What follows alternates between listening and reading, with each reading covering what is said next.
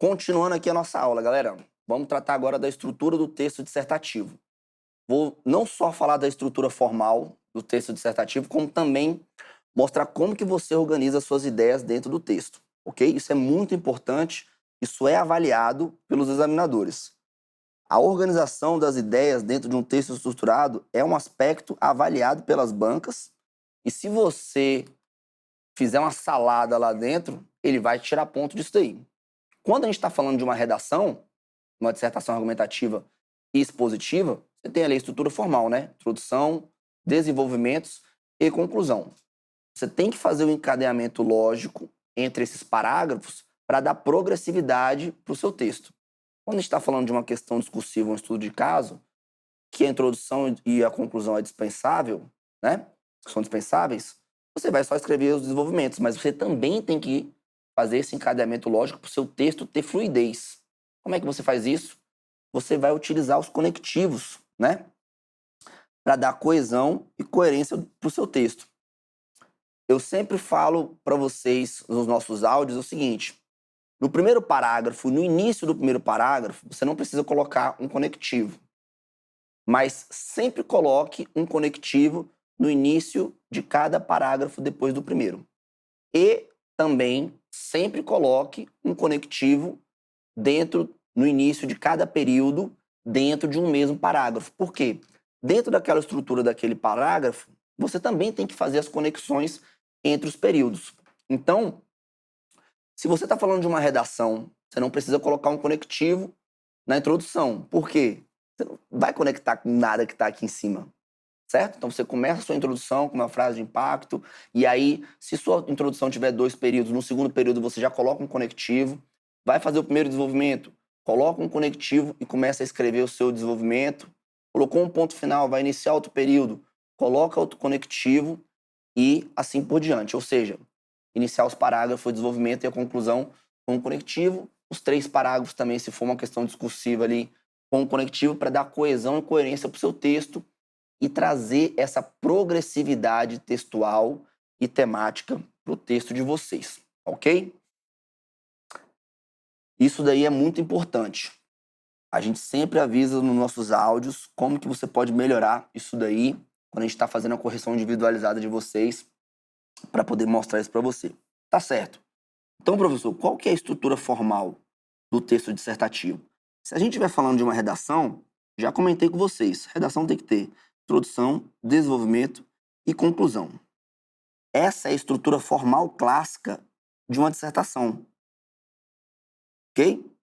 Quando que você vai utilizar ela? Quando na sua prova discursiva o examinador não especificar os pontos, né, que vão ser discutidos, ele não apresenta tópicos para você abordar.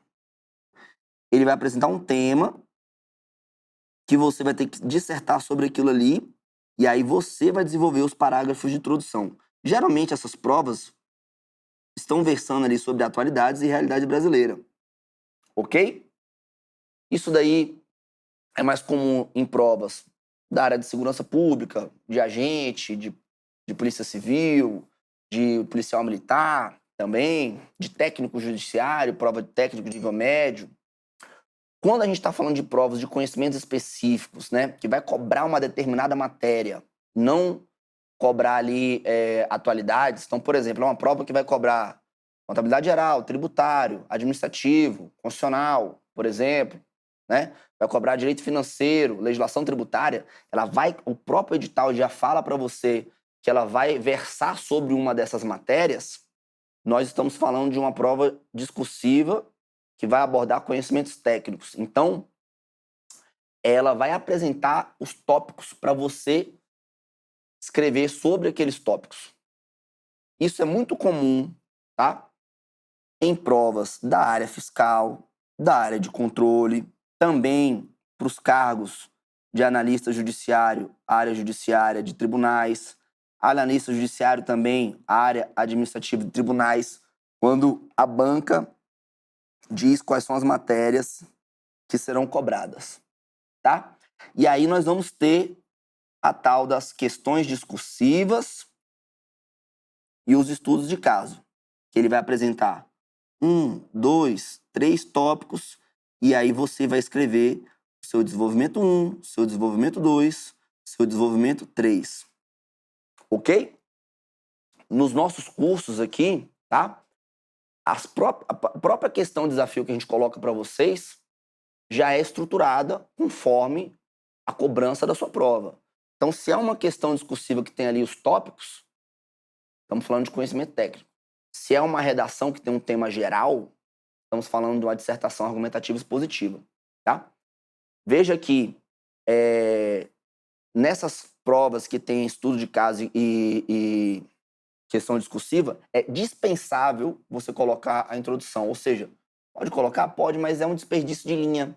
Porque essa prova ela está avaliando se você sabe, se você domina aquela matéria.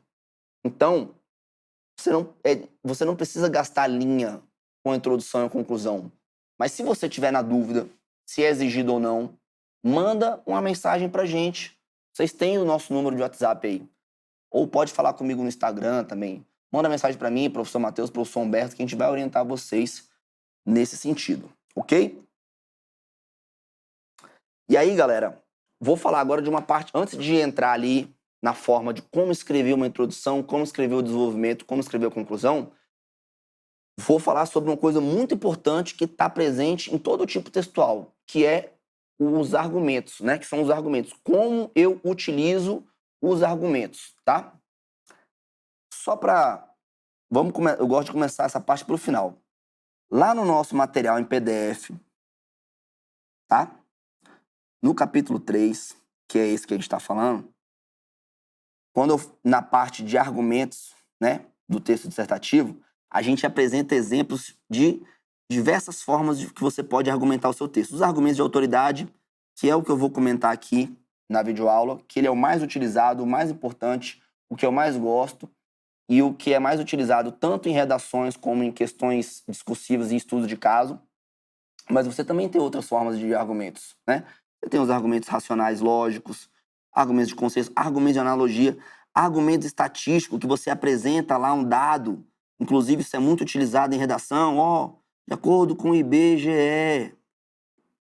Aí você apresenta um dado ali para reforçar aquilo que você está falando na sua tese. Isso é mais comum em redação e não em questão discursiva em estudo de caso. Argumentos por exemplificação, quando você mostra um exemplo daquilo que você acabou de trazer o conceito.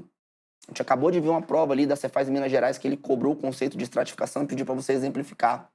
Então veja que já era exigido no próprio tópico você trazer o exemplo, mas quando você apresenta um conceito e traz um exemplo para o examinador, você reforça aquilo ali que você estava querendo dizer. Então, esse também é um argumento bastante comum e ele é muito bom de ser utilizado. Mas vamos comentar aqui agora sobre o argumento de autoridade. Ele é muito importante e ele é bastante legal de ser utilizado, tá? O que é o argumento de autoridade, né?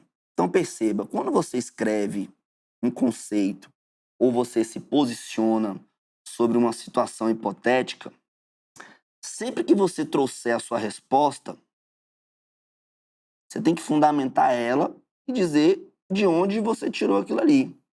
Então, o argumento de autoridade é uma citação de especialista, uma pesquisa, certo? De uma entidade conhecida. Isso daqui sendo mais utilizado, essa parte aqui de especialista, pesquisa e dados estatísticos, na redação. Isso dá credibilidade, quando você apresenta um argumento de autoridade, fundamenta sua resposta, isso dá credibilidade para o seu texto, para a sua resposta. Em provas de conhecimento técnico, né, quando a gente está falando ali da área fiscal, área de controle, é super importante você mostrar o argumento de autoridade de que forma? Com base na lei, com base na Constituição Federal, com base na jurisprudência, né, do STF, por exemplo. Isso daqui mostra que você conhece aquele assunto, que você sabe de onde você tirou. Poxa, e aí quando você vai se posicionar em relação a uma situação hipotética, a Secretaria de Fazenda agiu de forma incorreta, ponto. Isso porque, conforme jurisprudência dos tribunais superiores, vírgula novamente, aí você apresenta ali a jurisprudência daquele caso. Então veja, sempre, sempre, sempre traga esse argumento de autoridade. Pode ser com base na jurisprudência, na norma, no manual de contabilidade, na LRF, na doutrina, na Constituição Federal, ok? Isso reforça o seu entendimento sobre aquele assunto e mostra para o examinador que você tem conhecimento sobre aquilo ali e você vai dar credibilidade ao seu texto, ok? Então vamos para uns exemplos aqui, tá? Então olha só, é até trazendo aquele exemplo que eu mostrei sobre o parágrafo da prova ali da Cefaz Minas Gerais. Olha lá, eu apresentei a resposta e coloquei, ó, vírgula, com base na jurisprudência dos tribunais superiores. Poxa, professor, eu não lembro se é do Supremo ou é do STJ.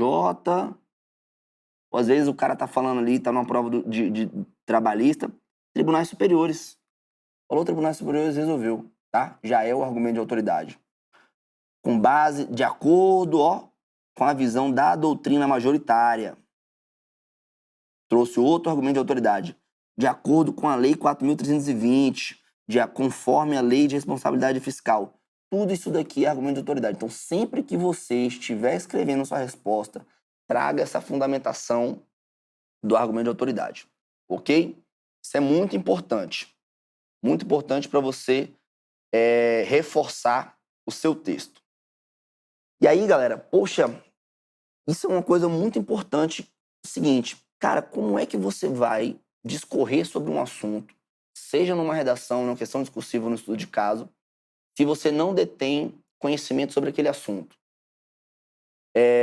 Ter conhecimento sobre aquele determinado assunto é fundamental. Se a gente está falando de uma questão, de uma redação, você conhecer os principais fatos da atualidade é importante. Estar antenado no que está acontecendo no Brasil, principalmente em canais oficiais do governo, tá? Porque muito provavelmente ele vai tirar o tema da sua redação dali, daquele órgão. Poxa, eu estou fazendo a prova para o MPU, vamos dar uma olhada no que o MPU fala. Estou fazendo uma prova ali, sei lá, que é dentro do âmbito do governo federal, vamos olhar os portais do governo federal para você adquirir mais conhecimento. Em provas de conhecimento técnico, nem adianta você tentar discorrer sobre um aspecto do ICMS se você não sabe o que é o ICMS. Você não estudou ele ainda. Então, o estudo para a prova discursiva, ele começa com o estudo da parte objetiva do seu concurso. Quando você está ali estudando direito tributário, contabilidade, tá? Legislação tributária. Então, isso é bastante importante. E aí fica uma dica que é uma dica cruel, né? Poxa, como é que eu faço para melhorar a minha argumentação? Cara, não tem como. Tem que estudar mais, tem que ler mais, tem que conhecer a matéria com profundidade, né? Para você saber discorrer sobre aquele assunto. Senão você fica sempre ali em cima do muro e não entrega a resposta que o examinador está querendo. Ok? Então, vamos agora para uma parte muito importante, que é mostrar cada parte dessa estrutura do seu texto dissertativo, introdução, desenvolvimento e conclusão.